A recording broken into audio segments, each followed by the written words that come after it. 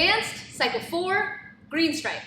For this stripe, we'll be going over defenses or escapes to the mount position and side control position.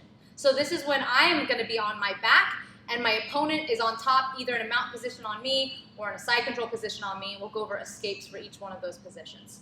So we'll take it first from a mount position. So again, I'm going to be on my back here. My partner is going to be in a mount. We have two different escapes. Here's one of them. Here's the first one that we're going to do. His hands are on the floor, his knees are down, he's got his hooks in here. First one.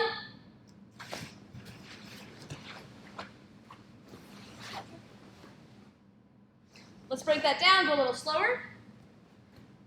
So I'm basically ending up in that guard position where my legs are wrapped around his waist. So the first thing I want to do is straighten out one of my legs. So I'm going to straighten out, I'll choose this leg for right now, but it doesn't really matter. I'm going to straighten out one of those legs, and if I can, if there's a hook in there, I'm going to release it by straightening it out. Go back one more time, and when I straighten it out, try to get your foot flat, sideways on the floor here. Next, same leg that I just released, I'm going to use my palm, push down on that knee to then create space to where I can slide that knee up under his leg. Once it's outside, I want to hook it over, okay, and trap it. So that way now I'm on the outside. We're going to do the same thing on the exact other leg. So that first step was to straighten it out, push it, make it straight, make it flat, then push the knee with the opposite hand, and then I use that knee to slide it underneath. Once it's out, now I can wrap both legs around the waist here, and I'm in this guard position, which is better than the position I was in before. All right, let's go over the second one, again from a mount position. So now this time, let's say if we're in that mount position, maybe he's not all the way down. It'll look something like this.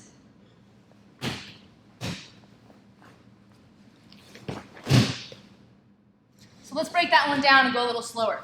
So we're starting from that mount position, and let's just say his body is up, he's not all the way down. So I want to bring his arms down by making my feet planted on the floor and popping my hips up.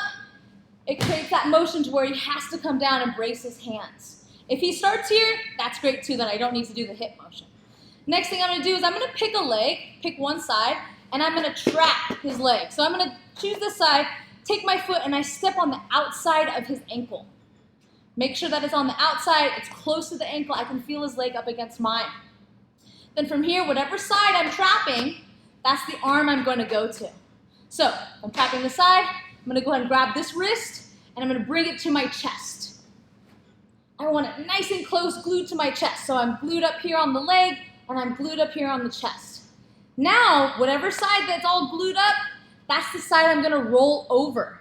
So I'm going to think about popping my hips up and rolling over this eyebrow and this shoulder that's closest to this side. So my hips will come up, and I'm going to roll over this direction. Once I'm here, I can get to my knees. I can go to various positions from here. I can remove myself from here if it's a self-defense situation as well.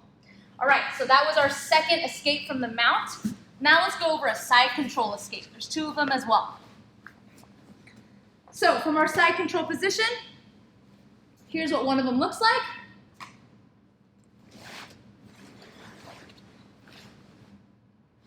Let's break that down, slow it down a bit. So again, if you notice, I'm ending back into a guard. So I'm going to start here. My arms are in frames. That means my forearms are applying pressure and creating some space for me on the neck and on the hip. This helps me kind of get a little bit of breathing room, especially if he's really hovering and really putting his weight on my chest here. So I can create a little space with these frames. Next thing I'm going to do is I'm going to take my hips and I'm going to scoot them away towards his body while turning on my side. So think about taking your bottom and scooting it away from your partner. So I'm twisting my body opposite. So once I do that, I'm kind of turning my body and my chest and my gaze towards my partner. The next thing from there is I'm going to take the leg that's closest to my partner, and it's going to slide on the floor underneath that side control that he's in until I can reach it across the opposite side of his body around his waist. So watch here. My bottom leg slides in as I'm scooting my hips to then be able to reach. Once this knee is able to pop out, I can get into that guard position. So one more time. Making sure you start with the frames here. Push those hips out. Sliding that bottom knee, whichever one is on the floor here. Sliding it underneath their body all the way until it releases on the opposite side. And I end into that guard position. All right, we got one more escape that we're going to do from our side control position. This is what we like to call a forklift escape. So from here, once I'm in this position, I'm going to use my hips. Or let's go over what it looks like first. It looks like this.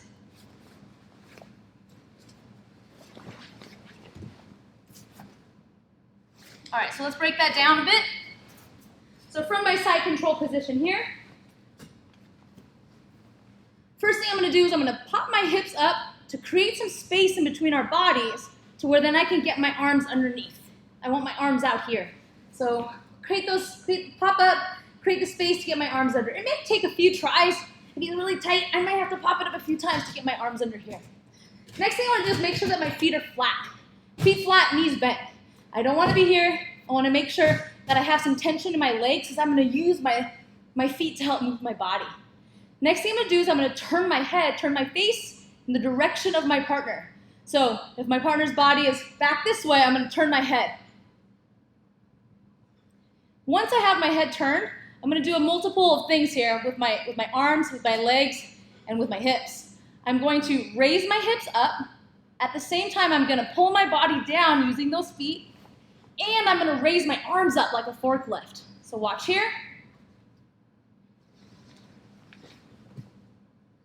Now, from that position, you notice how he came off, but I want to follow him right away and get into a side control.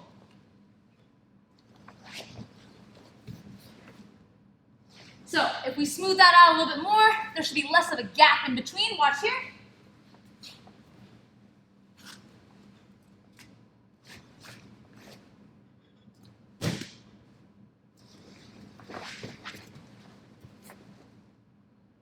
So you notice how I kind of followed him and got right into that side control right as soon as he came off from on top of me. All right, those were our 4 different escapes from those 2 different positions. Let's take another look. Mount escapes.